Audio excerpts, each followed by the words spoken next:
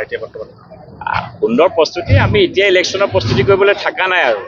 আমি ৰাইজক লগ পাই আশীৰ্বাদহে বিচাৰিব আহিছোঁ আমি ইলেকশ্যনৰ প্ৰস্তুতি বিচৰা নাই ইলেকশ্যনৰ প্ৰস্তুতি হৈ আছে ৰাইজে বিজেপিক ভোট দিওঁ নি কৈ আছে ৰৈ আছে ৰাইজে কৈছে ইলেকশ্যনটো কেতিয়া ঘোষণা কৰিব সেইটোলৈহে ৱেইট কৰি আছে ইতিমধ্যে আজি এখন সম্ভাব্য প্ৰাৰ্থী ওলাইছে কংগ্ৰেছ আৰু AJPৰ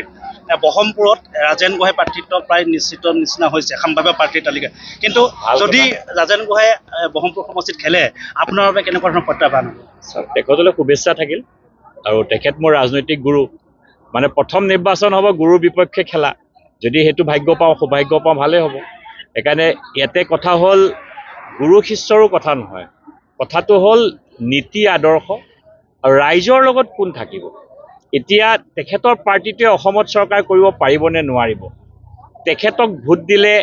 আমাৰ বহমপুৰৰ ৰাইজৰ লাভ হ'বনে নহ'ব সেইটোহে কথা ৰাইজে সেইটোৱে বিচাৰ কৰিব আজি দিল্লীত